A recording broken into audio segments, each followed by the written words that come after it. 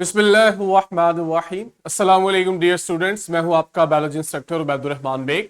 Last time हमने जो knowledge start किया था it was growth and reproduction in bacteria. ये 3 SLOs हैं जो इस नॉलेज में हमने कवर करने हैं। अभी तक हम first SLO faces in the growth of bacteria ये हम कवर कर चुके हैं। आज इंशाल्लाह हमने नेक्स्ट 2 SLOs कवर करने हैं, जिनमें से सेकंड SLO हमें बता रहा है कि describe different methods of reproduction in bacteria, और थर्ड में हमने जस्टिफाई करना है एंडोस्पोर फॉर्मेशन को, जो कि एक सर्वाइवल का मैकेनिज्म है तब जब इनके लिए एनवायरनमेंट अनफेवरेबल हो जाता है। तो स्टार्ट करते हैं हम रिप्रोडक्शन से। बैक्टीरिया जो है इनमें जनरली आप देखते हो जो मेजर कॉमन टाइप है रिप्रोडक्शन की वो एसेक्सुअल रिप्रोडक्शन है, ठीक है। लेकिन हम सेक्सुअल रिप्रोडक्शन से रिलेटेड एक प्रोसेस इनमें ऑब्जर्व करते हैं, जिसकी वजह से जनरली कह दिया जाता है कि इनमें सेक्सुअल और एसेक्सुअल रिप्रोडक्शन दोनों तरह के मेथड है। लेकिन मैं आपको अभी बताऊंगा कि ट्रू सेक्सुअल रिप्रोडक्शन इनमें नहीं होती, लेकिन उसके बरक्स कुछ ऐसे मेथड्स हैं जो इनमें जेनेटिक रिकॉम्बिनेशंस लेकर आते हैं, तो वो भी हम इसमें पढ़ेंगे। स्टार्ट करते हैं एसेक्सुअल रिप्रोडक्शन। अगर आपको याद हो हमने इस टॉपिक के स्टार्ट में भी पढ़ा था कि इनमें एसेक्सुअल रिप्रोडक्शन का जो मेथड है it is called binary fission. Binary fission क्या है? मेथड सिंपल है लेकिन कुछ बेसिक स्टेप्स हैं जो हमें आने चाहिए। होता यह है इसमें सबसे पहले तो वो पेरेंट सेल जिसने डिवाइड करना है, आप देखोगे इसका साइज इंक्रीज करेगा, ठीक है, ये साइज में इंक्रीज होगा। इसके बाद इसका जेनेटिक मटेरियल रेप्लिकेट करेगा, 1 से 2 DNA बनेंगे। जब आपके पास जेनेटिक DNA की कॉपी बन जाएगी, अब हम देखेंगे कि ये दोनों DNA जो हैं ये सेल मेम्ब्रेन के साथ अटैच होंगे। जब ये सेल मेम्ब्रेन के साथ अटैच होंगे तो आप देखोगे इनमें आपस में डिस्टेंस कम होता है, लेकिन उसके बाद हम देखते हैं इनकी सेल मेम्ब्रेन और सेल वॉल ये एक्सटेंड करती है, जिसकी वजह से ये दोनों DNA की कॉपीज एक दूसरे से दूर चली जाती है। और फाइनली आप देखते हो कि जब cell membrane cell wall expand कर गई हैं, अब आपके पास, इसको आपने करेक्ट कर लेना है, सेल मेम्ब्रेन जो है वो हम देखते हैं सेंटर से अंदर की तरफ ग्रो करती है। दोनों DNA कॉपीज के दरमियान सेल के सेंटर से सेल मेम्ब्रेन ने अंदर की तरफ दब जाना होता है।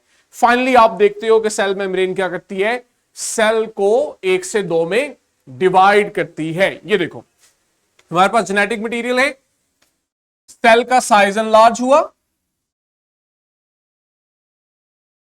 इसके बाद ये जो जेनेटिक मटेरियल बने हैं ये अब खुद को सेल मेम्ब्रेन और सेल वॉल के साथ फिक्स करते हैं, और फाइनली हम देखते हैं कि इनके दरमियान में डिस्टेंस इंक्रीज होना शुरू होता है। उसकी वजह कि इनकी सेल मेम्ब्रेन और सेल वॉल एक्सटेंड कर रही होती है, उसमें नया मटेरियल ऐड करके उसकी लेंथ बढ़ाई जाती है।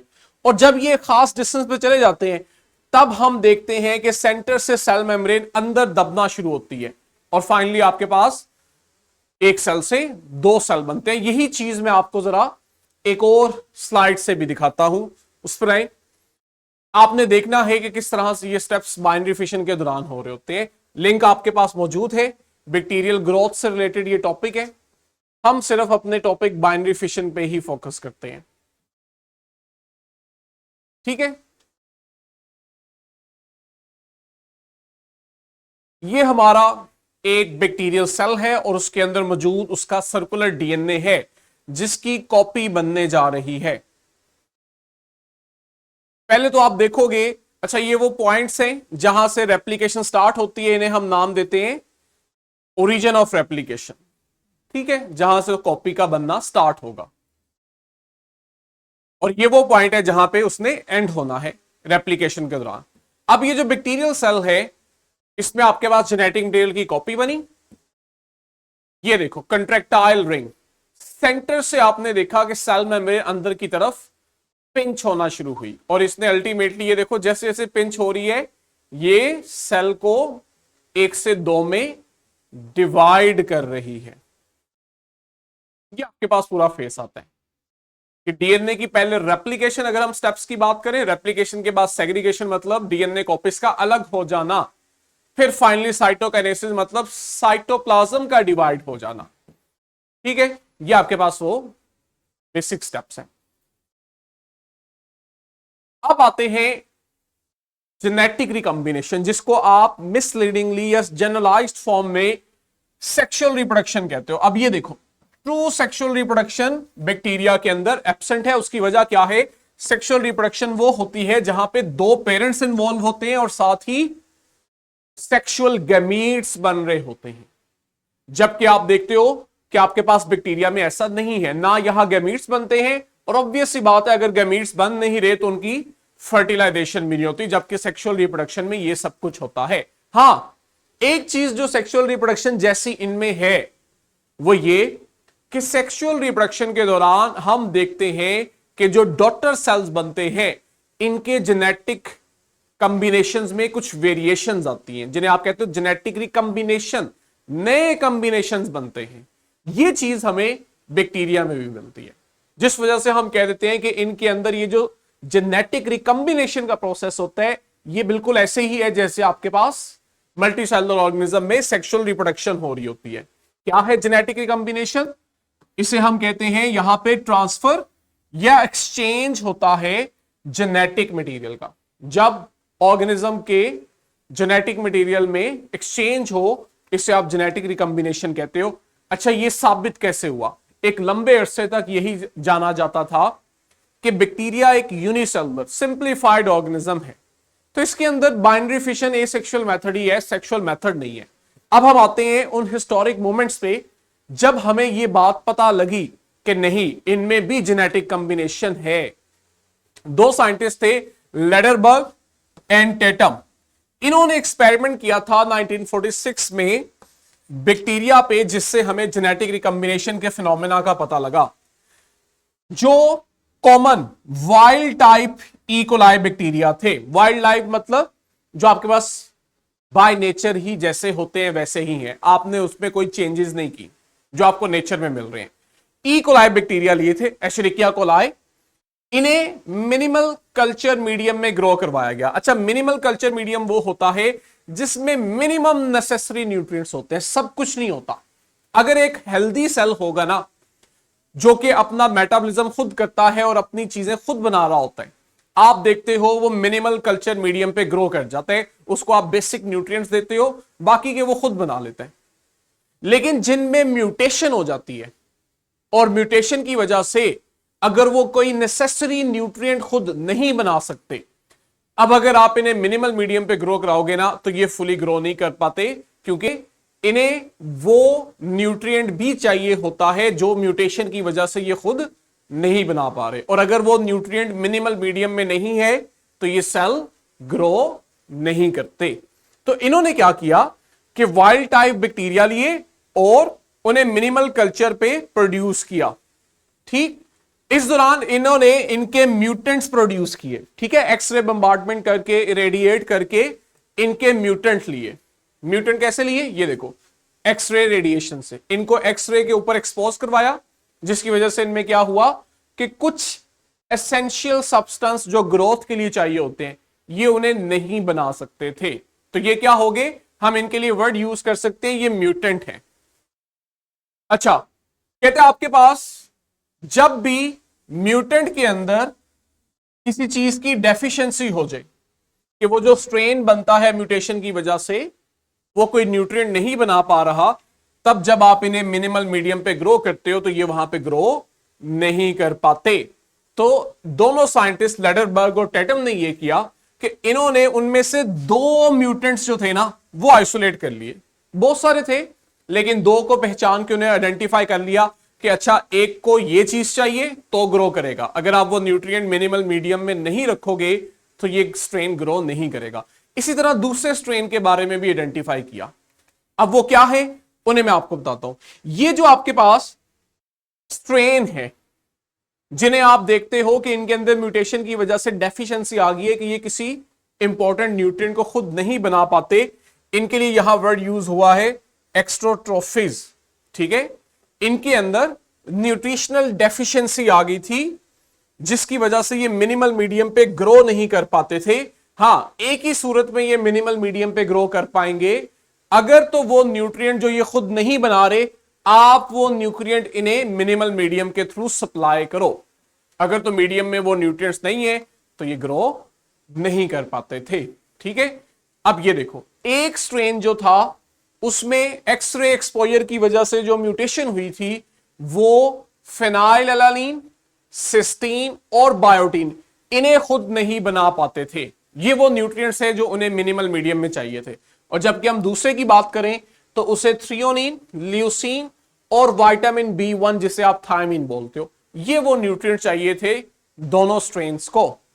अब हुआ क्या, इन दोनों को मिक्स किया गया, दोनों स्ट्रेन्स को इकट्ठा लिया गया और इन्हें मिनिमल मीडिया के अंदर ग्रो करवाया।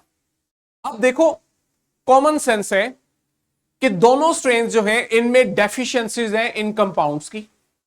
अगर तो आप मिनिमल मीडियम में ये कंपाउंड नहीं रखोगे तो आप देखोगे ये दोनों स्ट्रेन वहां जिंदा नहीं रह पाएंगे।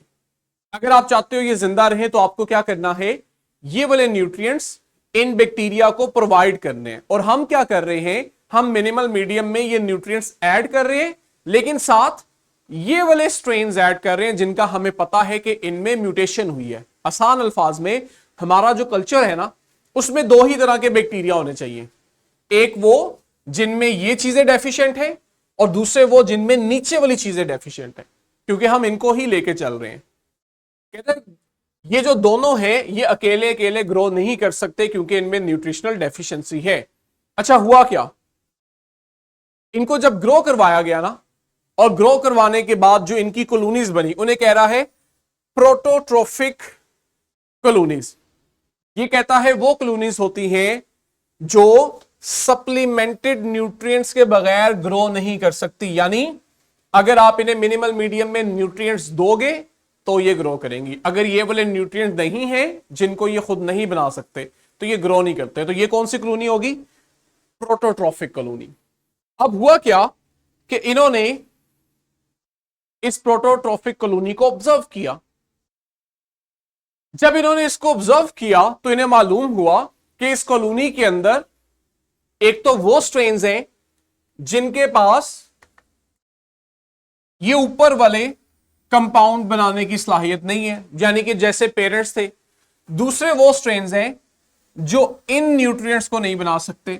तो ये भी आपके पास पेरेंट की तरह के हो गए कि दो स्ट्रेन्स बिल्कुल अपने पेरेंट जैसे थे जो इन न्यूट्रिएंट्स को नहीं बना पाते थे। लेकिन इंटरेस्टिंग बात पता है यहां क्या हुई, इन्हें थर्ड स्ट्रेन भी मिला। और वो जो थर्ड स्ट्रेन था ना, वो बिल्कुल एक healthy normal wild type E coli bacteria जैसा था। मतलब उसके पास तमाम न्यूट्रिएंट्स बनाने की कैपेसिटी थी, उसके पास तमाम न्यूट्रिएंट्स को बनाने के लिए जो कंप्लीट सेट ऑफ जीन चाहिए वो मौजूद था।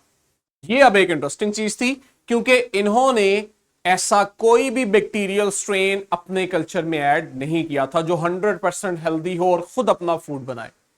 इसका क्या मतलब था, इसका मतलब यह था कि वो जो दो स्ट्रेन्स शुरू में लिए गए थे जिनमें डेफिशिएंसीज थी, इनके दरमियान जेनेटिक मटेरियल का एक्सचेंज हुआ था जिसकी वजह से इनमें नए कॉम्बिनेशन बने थे।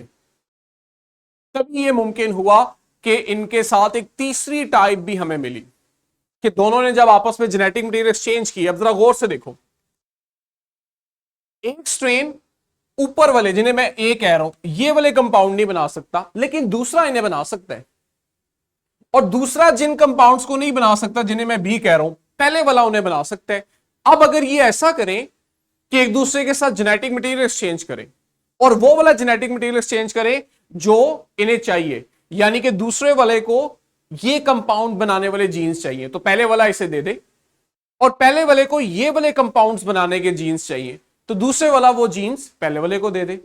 अब जब आपके पास जेनेटिक मटेरियल होगा तो आप देखोगे एक थर्ड टाइप आएगी जो बिल्कुल हेल्दी होगी, जो इन तमाम न्यूट्रिएंट्स को बना सकेगी। कुछ ऐसा ही यहां भी हुआ था इनके एक्सपेरिमेंट के साथ। तो कहते हैं ये जो एक्सपेरिमेंट था ना, ये आपके पास फर्स्ट एविडेंस था जिसमें आपने दिखाया था कि बैक्टीरिया जो है इनके दरमियान जेनेटिक मटेरियल एक्सचेंज होता है और डायरेक्ट होता है सेल टू सेल। ये जो direct cell to cell genetic material exchange होता है इसे आप कॉन्जुगेशन कहते हो। खैर ये हमने पढ़ना है, यहां सिर्फ आपको बता दिया है कि इसे आप कॉन्जुगेशन कहते हो।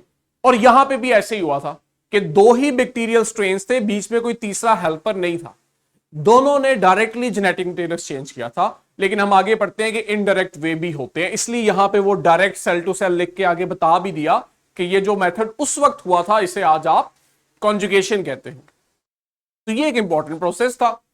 इसके बाद जब हमने मजीद इस चीज को स्टडी किया कि बैक्टीरिया अपने जेनेटिक मटेरियल को किन किन मेथड्स के थ्रू एक्सचेंज कर सकते हैं, तो हमें पता लगा कि इनमें एक नहीं 3 मेथड्स हैं, कॉन्जुगेशन, ट्रांसडक्शन एंड ट्रांसफॉर्मेशन।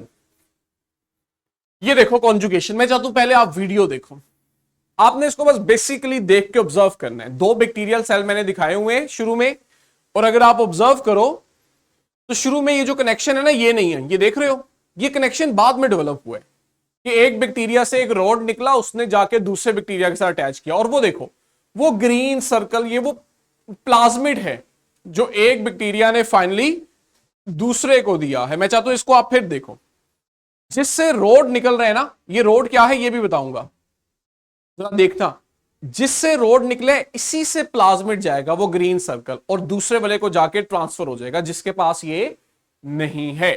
ये बच्चों कॉन्जुगेशन है। अब चूंकि आप जिफ देख चुके हो, अब हम देखते हैं कि इसमें हुआ क्या है। कहते हैं कॉन्जुगेशन एक आपके पास मैकेनिज्म है जिसमें जेनेटिक रिकंबिनेशन होता है, ठीक है। और इसमें जेनेटिक रिकंबिनेशन कैसे होते हैं कि इस दौरान बैक्टीरिया प्लाज्मिड शेयर करते हैं, ट्रांसफर करते हैं। वो बैक्टीरिया जो अपना प्लाज्मिड ट्रांसफर करता है दूसरे को, इसे तो आप डोनर कहते हो, और जो रिसीव कर रहा होता है इसे आप रेसिपिएंट बैक्टीरिया बोलते हो। तो वो जो आपने पीछे अभी जिफ में देखा कि जिससे वो रॉड निकल रहा था वो आपके पास डोनर था, और जो रिसीव कर रहा था वो रेसिपिएंट था। अच्छा, वो रोड्स क्या थे वो भी देखते हैं। कहते हैं होता क्या है कि आपके पास एक जो बैक्टीरिया होता है ना, उसके पास एक स्पेशल डीएनए का स्ट्रक्चर होता है जिसे आप कॉन्जुगेटिव प्लाज्मिड कहते हो। अगर आपको याद हो, हम पीछे बैक्टीरिया का जेनेटिक कॉम्बिनेशन पढ़ के हैं जिसमें हमने कहा था कि उसके अंदर एक क्रोमोसोमल डीएनए है जो उसमें रिप्रोडक्शन करता है, मेटाबॉलिज्म कंट्रोल करता है, और हमने कहा था एक एक्स्ट्रा सेलुलर डीएनए है जिसे आपने प्लाज्मिड कहा था, ठीक है। तो वो प्लाज्मिड ट्रांसफर होता है एक बैक्टीरिया से दूसरे में। प्रोसेस चूंकि कॉन्जुगेशन का है, हमने इसे नाम दे दिया कॉन्जुगेटिव प्लाज्मिड, ठीक है। होता कैसे है ये इंपॉर्टेंट है। असल में बैक्टीरिया की सरफेस पे एक स्ट्रक्चर होता है पिल्लस, जिसको आप प्लूरली पिलाई कहते हो, और ये मैंने आपको पीछे सिमुलेशंस में दिखाया हुआ है। जहां हमने चैप्टर के स्टार्ट में बैक्टीरिया का स्ट्रक्चर देखा था, वहां मैंने दिखाया था कि बैक्टीरिया की सरफेस पे मल्टीपल एक्सटेंशंस है, जिनमें से सबसे बड़ा जो स्ट्रक्चर था वो फ्लैजेलम था। फिर उसके बाद आपके पास पिल्लाए आते थे, ठीक है। तो ये जो पिल्लाए हैं बैक्टीरिया की सरफेस के ऊपर मौजूद आउटग्रोथ, इसकी मदद से आप देखते हो कि एक जो डोनर बैक्टीरिया है वो आता है और अपने पिलाए की मदद से दूसरे बैक्टीरिया के साथ कनेक्ट होता है। फिर ये जो डोनर बैक्टीरिया है ये अपने प्लाज्मिड की एक कॉपी बना के डोनेट कर देता है रेसिपिएंट बैक्टीरिया को। कौन से वाला बैक्टीरिया? जिसके पास प्लाज्मिड नहीं होता। जरा दोबारा देखो, अब चूंकि आपको ये चीज सुन ली आपने, इसे आप दोबारा देखो। ये पिल्लाई आया डोनर का, रेसिपिएंट के साथ कनेक्ट हुआ, और वो ग्रीन सर्कल प्लाज्मिड, उसकी एक कॉपी दे दी गई रेसिपिएंट को जो कि शुरू में लैग कर रहा था,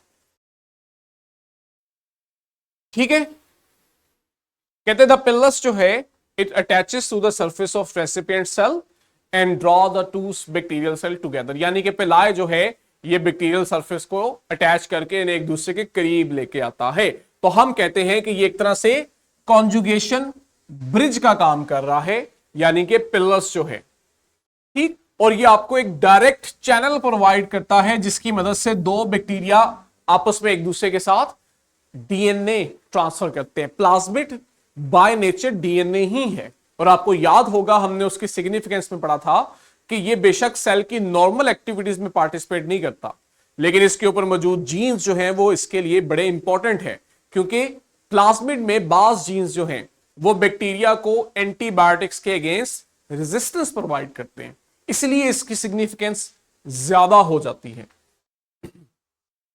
कहते हैं जो डोनर है वो अपने प्लाज्मिड डीएनए को रेप्लिकेट करेगा, रेप्लिकेशन के दौरान सिंगल स्ट्रैंडेड कॉपी, ये सिग्निफिकेंट है, सिंगल स्ट्रैंडेड कॉपी जो है वो ट्रांसफर की जाएगी रेसिपिएंट बैक्टीरिया को।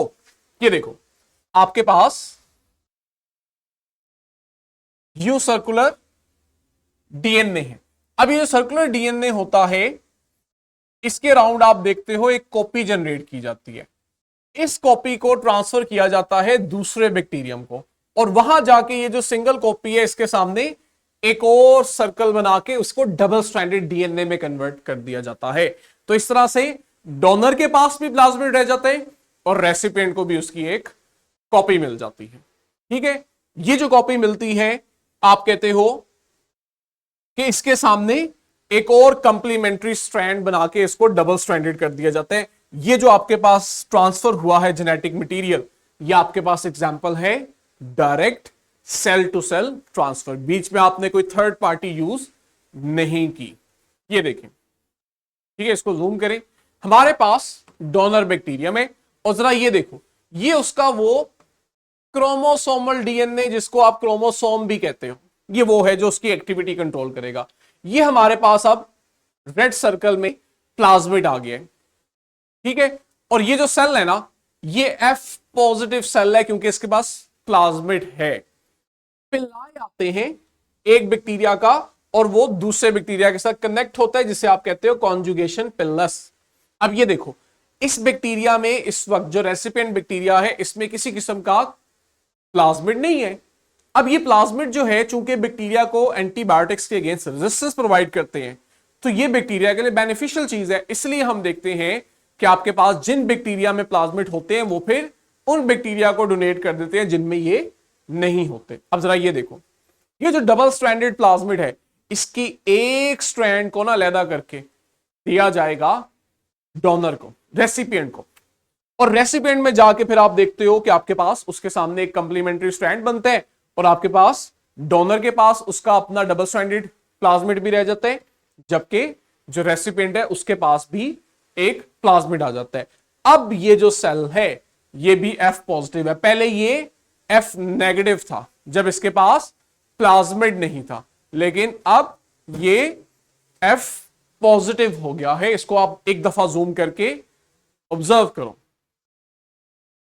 डायग्राम को अंडरस्टैंड कर लिया, इसको डिस्क्राइब कर लिया, कुछ भी मुश्किल नहीं है, सारा फिनोमेना हमारे लिए इजी है।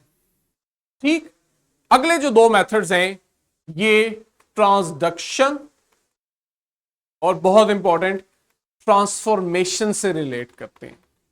ठीक है, और फिर उसके बाद हमारे पास थर्ड एसल लो एंडोस्पोर आ जाता है। आज के लिए बच्चों इतना ही, कल इंशाल्लाह हमने इसे यहीं से कंटिन्यू करना है। आपके पास इसकी वर्कशीट क्वेश्चन बैंक मौजूद है, उसको प्रैक्टिस करें। तब तक के लिए अल्लाह हाफिज।